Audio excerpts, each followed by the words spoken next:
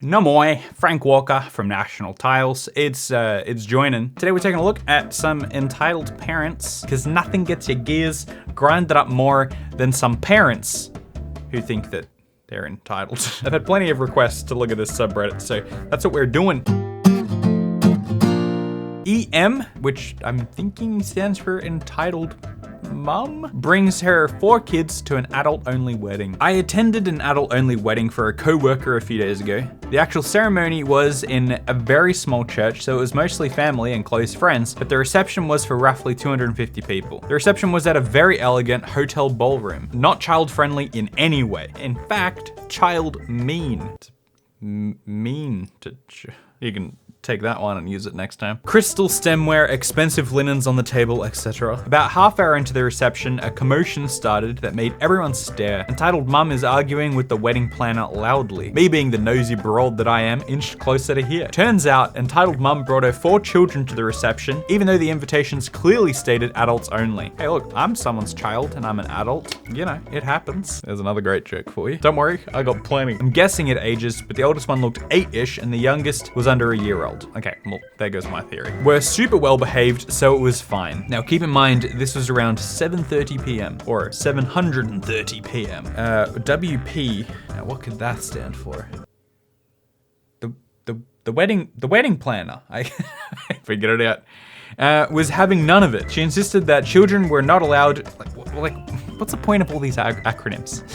It's already a pretty short post. Does it really take that much time to just write out a couple of words? She insisted that children were not allowed and she had to leave. In a last-ditch effort to get admitted, entitled mum shouted at the bride, because nothing says respectful friend than shouting at a bride on the day of her wedding, trying to get her involved in your whole little drama that you created. The bride went over and listened to her for a moment and then said in a syrupy sweet voice, I have never heard syrupy used as an adjective like that before. Of course you can come in, entitled mother, but your children cannot. She turned back on her heel and went back to her new husband. Entitled mother flipped a nut, yelling about how she was invited, couldn't find a babysitter, etc. 3 of her groomsmen escorted her and her kids to the door, because it took 3 men to get her out. Now, while I said that was a short story, I feel like that was a pretty long story to say that someone turned up with their 4 kids to a wedding that said no kids. My husband is in the army, so your house is mine now. So where I live, there's a small army base, and around it is a housing estate where the families live. Part of the estate was sold to a couple of housing associations, and I live in one of those. The army families move around a lot, so people in those houses generally move every 2 years or so, some a little more frequently, others less so. There's a row of 4 terrace houses directly across from me, and one of them was empty, ready for new tenants. Here's where we begin. I took my daughter to a nursery and then went shopping for some new clothes. This was at 9 a.m. I get back at 11:30 a.m. and see a large moving truck in the street. To avoid them, I go to the other side of my property. I suffer from chronic anxiety and tend to avoid most people.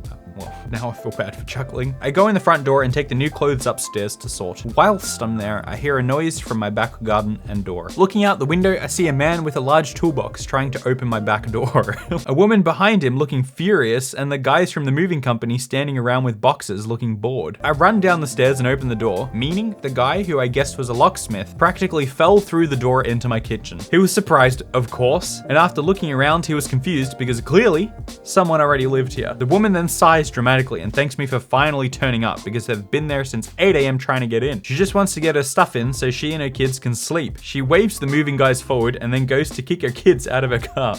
This seems like a setup for a sitcom episode. I'm busy trying to stop the moving guys from coming in with boxes, and her 2 kids, about 3 and 6, come charging into my garden. I've got a slide, a swing, a small trampoline, and Wendy house there for my daughter to play with. I yell at them all to get out of my garden and stay away from my house. One of the movers looks in the window to my living room, sees all the furniture in there, and waves his team back to the truck. His team leader pulls out some paperwork and begins going over it. The woman starts yelling at me, telling me I was a liar and a thief, among other things. I've lived in this house for 4 years and tell her such, but she's having none of it. She gets right up in my face, screaming at me, and I'm having trouble not bursting into tears and running away or decking her. That there is the solution. The locksmith tries to calm her down and she starts having a go at him next. I call up the local police station. There's one in the housing estate, but it generally only caters to the army people and such. I figured calling them to deal with her was the best solution. They arrive after a few minutes and take the woman aside. Her kids are still playing on my daughter's things, so I tell them to get off and go to their mother because those toys don't belong to them. They go reluctantly, and when their mother notices, she begins yelling again. Apparently those toys aren't mine. They were put there by the army for her kids because her husband is such a wonderful soldier. This is her house and I'm just some squatter trying to steal it from her. This is when the movers come over and tell her this is the wrong address. She's moving into number 4 and this is number 14. She goes very silent, grabs her kids and leaves the garden. I call out to her, ask if she's gonna pay for the damage done to my garden,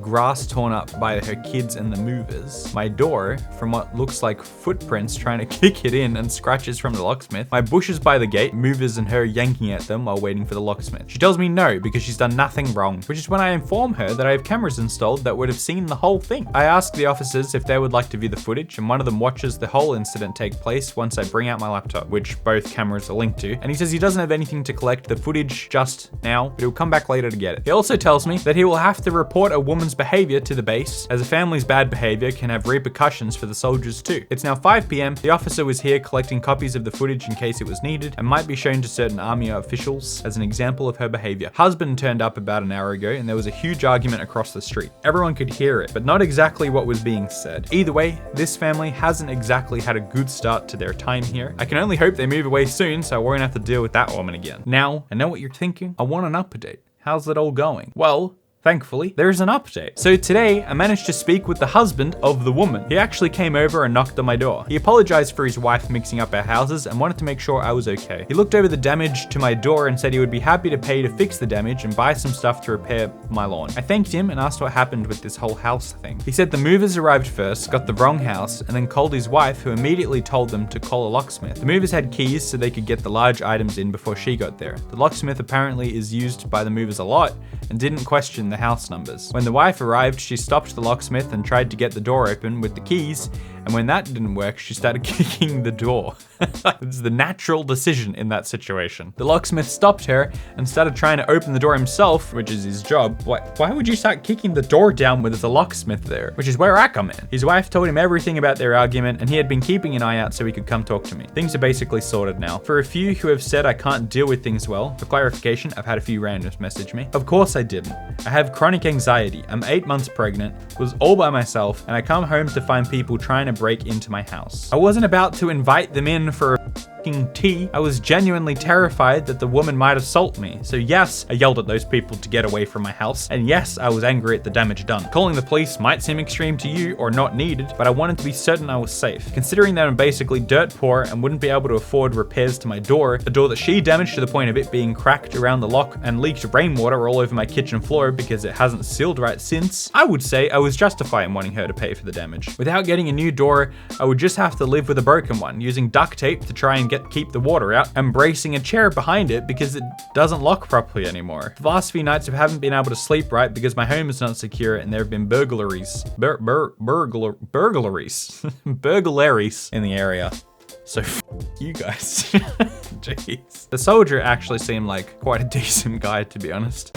Karen crashed into my Jeep and expects me to pay her cash for her damages because her children will starve if she pays to fix her car. So some backstory, I own a Jeep, hashtag Jeep girl / Jeep guy, who really knows. Fully built lift kit, ADD bumpers, the whole shebang. I don't know what any of that means. So one day I'm coming home from work, it's a summer day, the roof is off, and I'm having some open top fun. Stop at a red light and suddenly screech. Bang! I drive forward slightly and go back to assess the damage, and lo and behold, it's a Mercedes C-Class, new one at that as well, completely destroyed from the front of my beautiful Jeep and has no damage apart from a few scratches. I went to check on the passenger of the Merc. Got them out, luckily she was unharmed, these Mercs are definitely safe. Under a minute after she's out of the car, she starts screaming about how I wrecked her car. I told her calmly that she was the one who rammed into me. I think she understood how my hitting her would be impossible. I offered to share our insurance details because I knew the Mercedes damage doesn't come cheap, but she said she didn't have insurance. She insisted that I pay her 10K cash. How she got this number, I don't know. I said that she was plain wrong as 1, she hit me, 2, it's her fault for not having insurance because that's how insurance works. Wow, I mean, if it was that easy, no one would have insurance. She then went on a ramble on how her kids needed the money and they had no money at the time. She then went on a ramble on her kids. Oh my gosh. She then went on a ramble on how her kids needed the money and how they had no money at the time, and now her kids will have to starve because she will have to pay to fix her car, and how it will all be my fault when they are on the street tomorrow. Yeah, on the street with a Mercedes, my ass. This is why you should have insurance. I gotta say, this is hard to read. There's no full stops anywhere. I understand the sentiment though. Why would you be driving a Mercedes if you're poor and can't afford insurance for it? But no, she said she would call the cops if I didn't pay her. I refused, as this is just dumb. So then she called the cops. Yeah. Ugh, this story, man, I'm on your side here. I'm completely on your side, but it's just, the punctuation is so odd. Cops came, assessed the damage, and asked us what happened. And she said, and I quote, "He backed into me at full speed on a red light." Shaking my head. Then they asked me what happened and I told them, and it became a he said, she said situation. Luckily, a shopkeeper was there and saw the whole thing and even captured it on a surveillance camera. Needless to say, I came out on top. Cops got her for reckless driving and driving without insurance. She then started yelling at the cops about how they would just let a criminal get away. They explained that I did nothing wrong and that they now had video evidence. The partner of the cop came to me and told me if I could drive, I can leave. Oh my goodness. Came to me and told me if I could drive, I can leave. So I got in my Jeep and left. This feels like it was written by like a middle schooler. Never want to have a Karen experience again. Not worth it. P.S. If you have a lifted Jeep with heavy duty bumpers, a Mercedes can't do much damage. These Jeep ads are getting elaborate. My thoughts exactly. Why is there so much detail? Thanks for accidentally convincing me to get a Jeep later. Oh, there's an update. Karen wants to sue me now over the post from the Jeep accident. Oh, from the Reddit post. So Karen read my post. Who knew? I certainly didn't just receive the direct message from Karen in all caps as expected. She basically said that how I already destroyed her car and left her penniless and her children starving. I'm so over this. And now she wants me to take down the post because it defaces her. It doesn't identify her. She said, and I quote, "You know this is illegal, right? You have no right to talk like this about me. You already wrecked my car that I have to pay out of pocket now for. If you don't take this down immediately, I will report you and sue you for attacking me." I explained to her that neither was her real name mentioned, nor the place where this happened. The only thing mentioned was her car and how she was being a big donkey hole. But no, she threatened to sue me for defacing her beautiful reputation. How? So yeah, that happened. I don't know why the way this is written gets me so worked up. I advised her against this, but she said that she had my license plate number, and if this post is not gone by tomorrow, I will be receiving some papers. I'm not worried at all. She doesn't have a case, as I didn't mention anywhere her name or any revealing info at all. But if there is anything I missed that can cause me a problem, please tell me, as I really don't want to take a wrong step. P.S. For all those asking, yeah, the Wrangler and I are fine, but it was built to take punishment and so was I. And you can get one now for the low price of $59,990. Drive away. I also contacted the shopkeeper who has agreed to pass me the recording. Once you adopt a Karen, it's for life. Oh well, there's a couple of entitled parents for you. I hope you enjoyed it. I don't know if it's something you enjoy or if there's something else to it that makes people want to hear these stories. But anyway, thanks for watching. Get your wholesome merch in the description below, and I'll see you next time. Thank you for watching my video, but now that it's done, please watch another one.